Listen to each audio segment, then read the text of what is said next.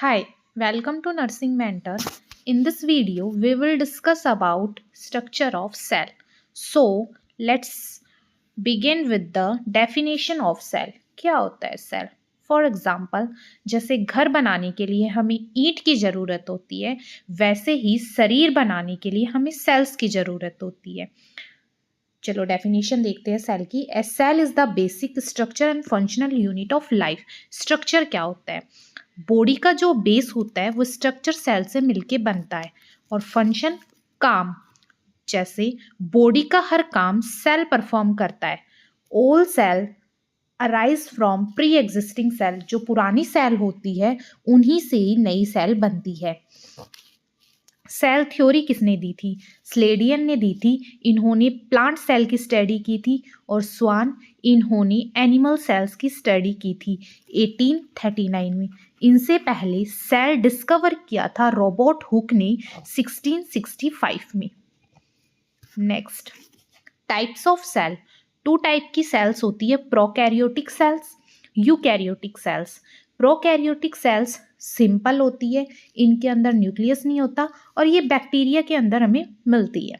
Eukaryotic cell complex होती है, nucleus present होता है और ये सेल्स हमें एनिमल सेल के अंदर, प्लांट सेल के अंदर हमें मिलती है। ह्यूमन बॉडी के अंदर 37 ट्रिलियंस ऑफ सेल्स पाई जाती हैं। नेक्स्ट है main parts of cell. First है सेल मेम्ब्रेन।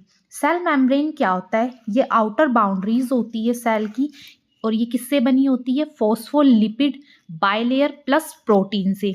ये सेलेक्टिवली परमिएबल होती है। इट मीन्स ये डिसाइड करती है कि क्या इसके अंदर जाएगा और क्या नहीं जाएगा, और ये हेल्प करती है ट्रांसपोर्ट एंड कम्युनिकेशन में।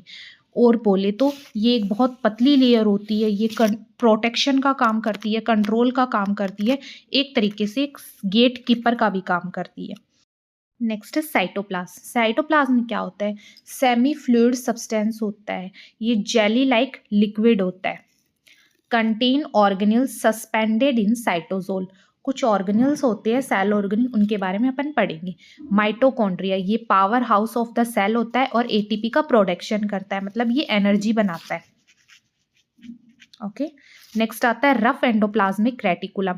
ये प्रोटीन बनाता है। स्मूथ एंडोप्लाज्मिक रेटिकुलम, ये लिपिड और फैट बनाता है और जो हार्मफुल सब्सटेंस है उनको डिटॉक्स करने का काम करता है। गोल्जी अपरेटर्स, ये दो काम करता है, पैकेजिंग और सिक्रीशन। और ये रफ एंडोप्लाज्मिक रेटिकुलम और स्मूथ एंडोप्लाज्मिक रेटिकुलम से चीज़ों को लेता है, फिर उनको पैक करके दूसरे सेल्स के पार्ट्स को डिलीवर करता है।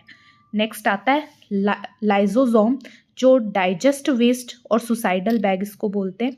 राइबोसोम, ये प्रोटीन फैक्ट्री होती है, इसके अंदर छोटे ग्रेन्यूल्स प्रेजेंट होते हैं।